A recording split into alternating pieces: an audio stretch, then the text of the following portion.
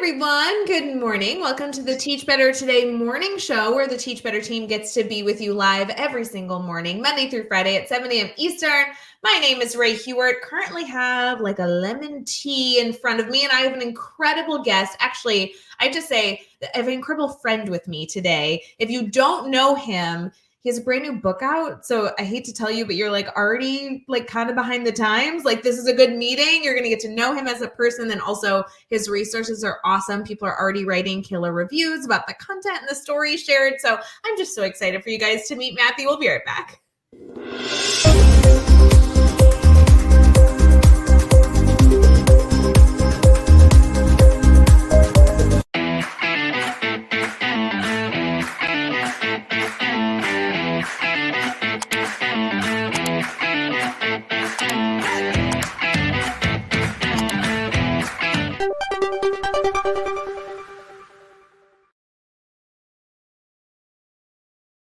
Hey everyone, good morning. I hope that you are finding a way to like warm up on a cold January day as we wrap up the month. Matthew, how are you feeling?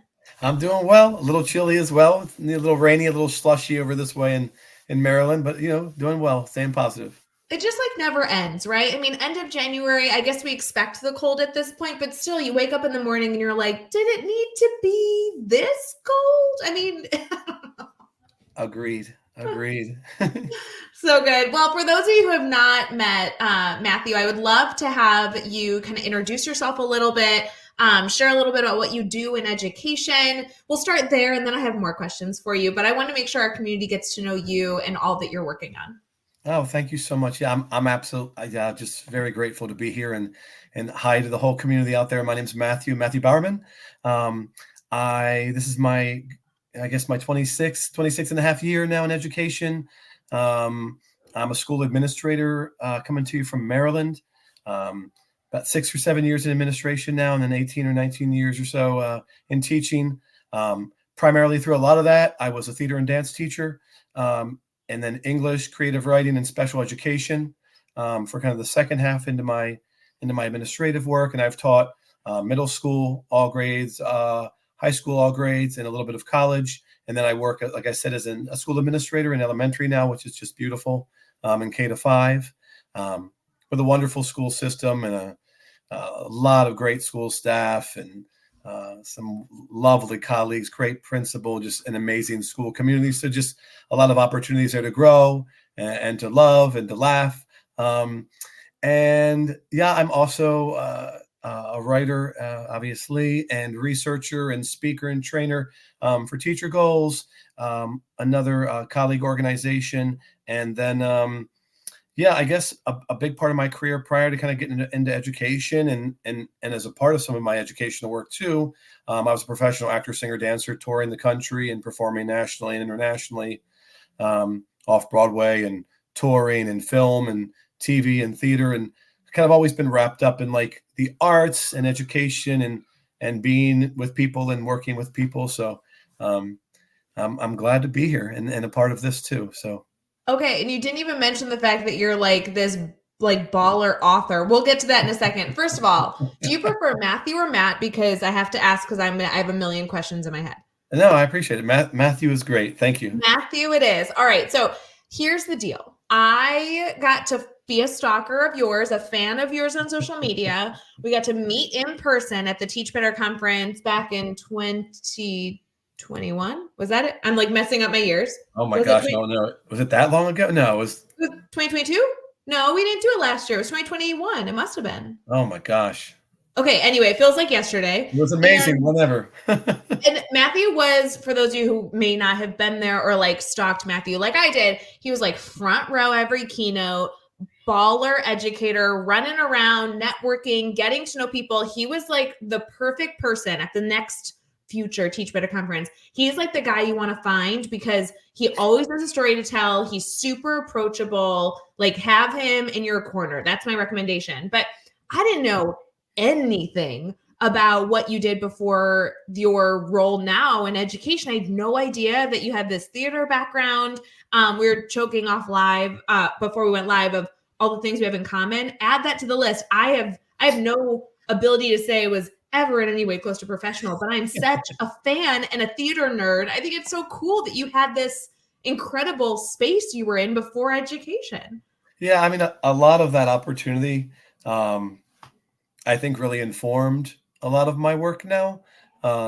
Getting to interact so forward facing with communities and young people, bringing arts education, integrating multidisciplinary stuff, and the arts with communities was so, I think, affirming for me on a personal level, and that just became a professional kind of piece as well. I guess just kind of the notion of service just expanded into becoming an educator, and it was a very, I guess, malleable transition.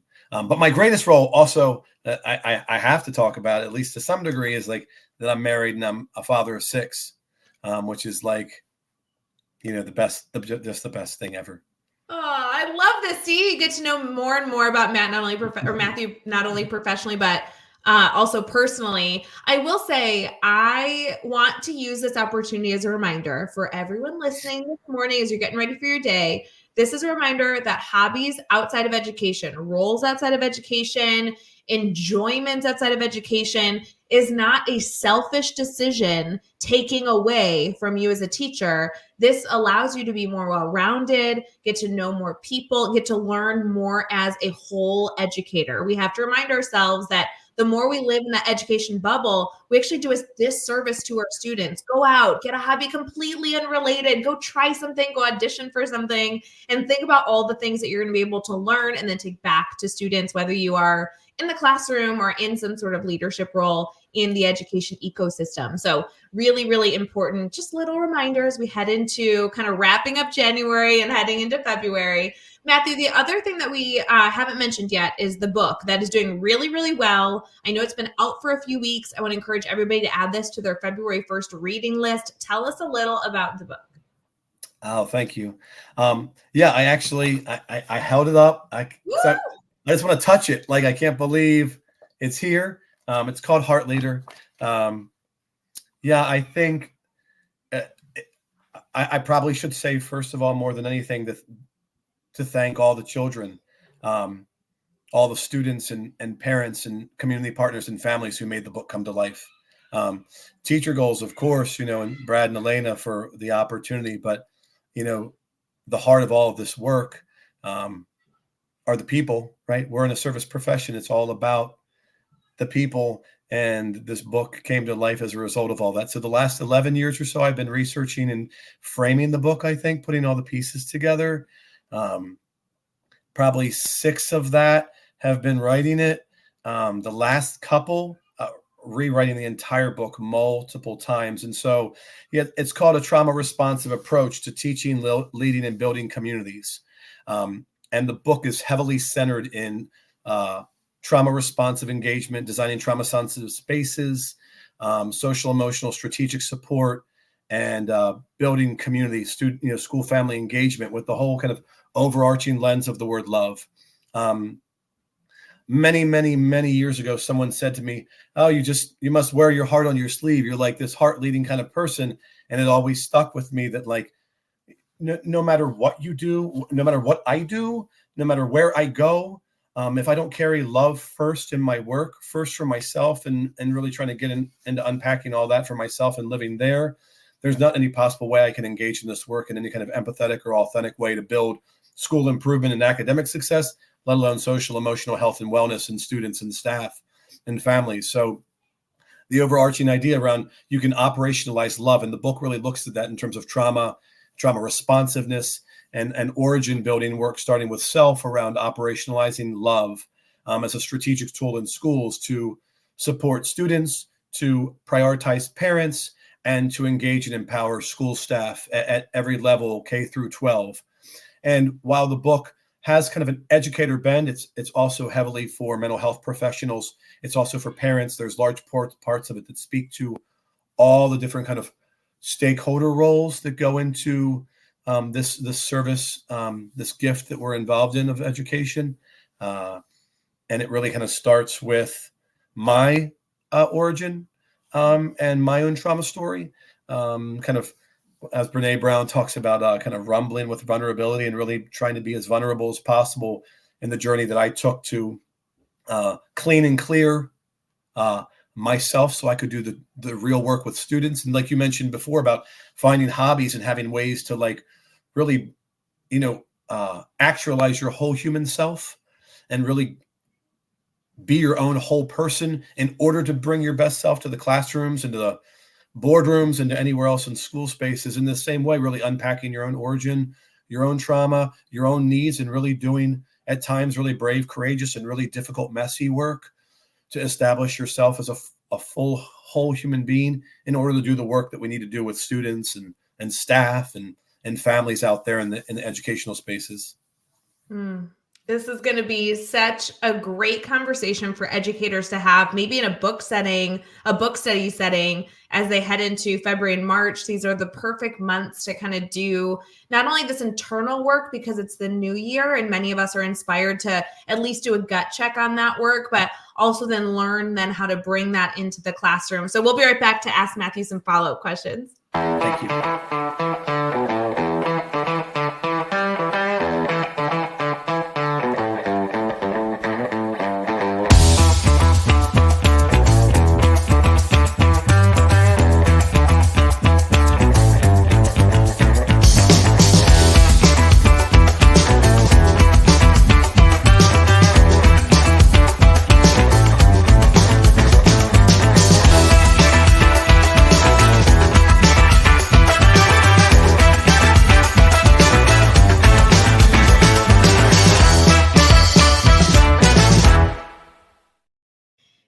Thank you for sticking with us. We're live here with Teach Better Today morning show talking to Matthew about so many different things. He has such a rich life and there's so many different questions that we have the opportunity to ask him today. But one of the key things that I want to keep focusing on for the next few minutes is his incredible book that recently came out and we're already getting some great feedback on. It sounds like something that not only dives into Matthew's story, but also the important work that needs to be done with students.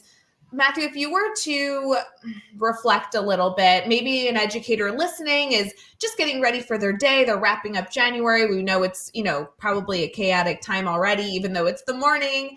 How would an educator know that this is a good resource for them versus maybe just a resource that's good for some people, but maybe isn't the right fit for them right now? What kind of audience should we be looking for? Well, I think it really focuses on anyone in the K-12 space. I think I say that because I lens it from my own experience, having lived through all of those spaces very deeply and intently, and still working in that work. And still engaging on all of those fronts, even from the administrative place.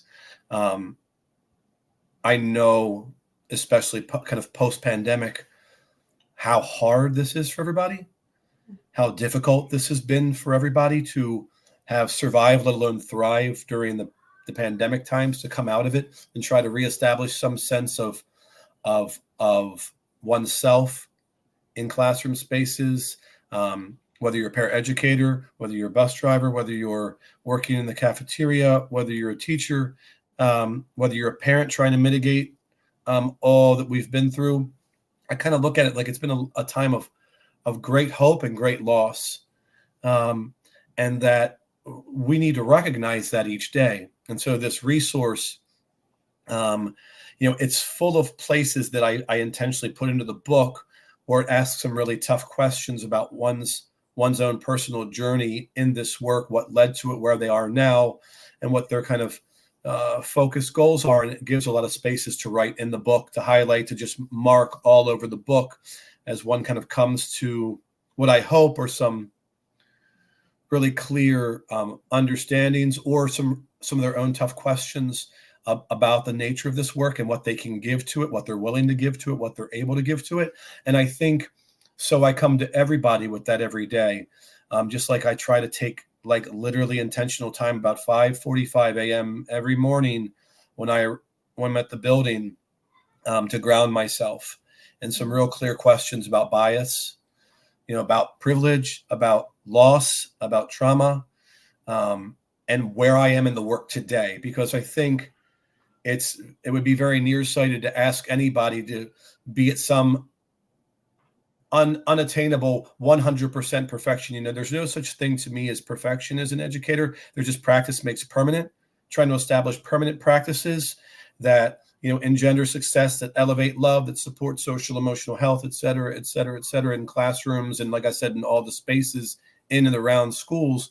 But really taking that time to ground oneself in the tough questions, celebrating the miraculous in ourselves, celebrating the work that we've done on ourselves to get to that front of that school, the work we've put in, the degrees we've earned, all those different things. People can kind of collect their artifacts along the way to set them out on the table in front of them, to be able to celebrate,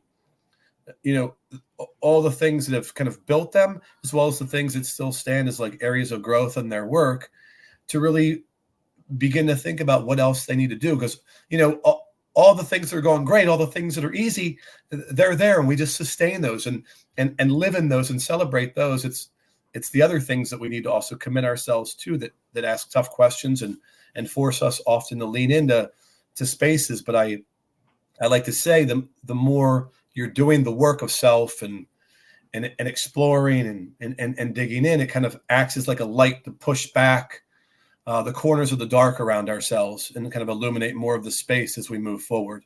And so I think this book has chapters and are kind of scaffolded or structured in that way that really start with origin building, and then look at the role of oneself with relation to trauma work and social emotional engagement work with a child and with children and the conditions you can create. And then the same thing with engaging with a community of care around around parents and caregivers and external partners, and then really how to do that same critical work with staff, because we do a lot of work. I know my school system has done it, and a lot of places around the country and beyond are doing a lot of work to try to help children mitigate a lot of trauma and social emotional needs, but we haven't done as well of a job nationally with our school staff at every level, and they need more of that. They need more PD, more training, more engagement work, and more sympathy, empathy, and compassion geared towards them and what they've been through and what they're carrying and kind of their invisible backpacks. And the book really focuses on each of those things and then kind of brings it back around to the nature of bridge building across all of those relationships, and ties it back again and again to the idea of love and love language and love approaches and behaviors, across all of those spaces, what they look like, feel like, and sound like. There's so many things that I know educators are going to love to dive into, and so many takeaways from even just this short conversation, to be able to think through how we can better reach our students, better work on ourselves, and do this work on a consistent basis. I love your focus on not striving to be perfect, but making it a part of our daily routine, something that we find we almost do without even having to intentionally think about it, even though I know this is very intentional work, but trying to put it into our norm rather than just those blimp special moments that we remember to do this very, very important work for students. Matthew, would you mind sharing how our community here can stay connected to you? I know that you are an incredibly well-connected educator and very well-connected in the Teach Better family, but I would love to make sure that people here are not only following you on social media, but also know how to connect with any resources that you have available for them. Well, I would say I appreciate that. I'd probably say first I want to just recognize and share some gratitude, with the Teach Better family, like you mentioned, because I think you and your staff and the organization do a tremendous job to provide a lot of impactful messaging and love and resources and opportunities to people all across the country and beyond. And that's just a powerful thing, because I think sometimes teachers, school staff in general, feel like they sometimes exist alone in a classroom behind a grade book, behind the keyboard, and struggle because of the weight of all we carry now as educators in the world. I think the pandemic also really spoke to just how much educators do every day, and that weight can be tremendous, and you can really feel alone sometimes. So to have people like yourself and your team out there letting people know that they're not alone, it's okay to struggle, but we can do those hard things and we can do them with love, and there are people out there to support. So I really appreciate that. To find me, like you mentioned, the book is obviously it's available through Amazon. You can reach me at MJ Bowerman on Twitter. Instagram is all lowercase. It's Mr. MJ Bowerman. My email is matthewjbowerman@gmail.com. You can contact me at any time. If there's things I can do, if you're interested in me for a conference, interested in me to speak, to come work with you, to talk one-on-one, if you want to get on the phone and talk about an issue, a challenging issue with a student that you need support in, or how to help build a trauma responsive or equity-based team, if there's anything I can do. I don't think any of this exists in a silo. I don't think it ever should. And I'm certainly in this work, branded as the heart leader or whatever. And I'm trying to bring up a place to it that's my own and authentic from my place. But I'm certainly standing on the shoulders of giants who came far before me, just trying to see a little further into the work. Now, grateful for what they've left in their legacies and building on all of that. But happy to engage at any point with anyone in any space around any of this. Well, I so appreciate it. If any of you have any struggle connecting with any of the guests over on Teach Better Today morning show, please feel free to reach out to anybody on the Teach Better team. We all know and love our guests, and we always are very connected. So if you ever need a direct link or something that we can help with, let's make your life a little bit easier. Just direct message me or anyone on the team, and we'll make sure it happens. Matthew, thank you so much for getting up and being a part of this morning show. I know there's so many things that our busy mornings have in store, but I want to wish everybody a wonderful rest of their day. And of course, if you need anything, please feel free to reach out. We'll see you later, friends.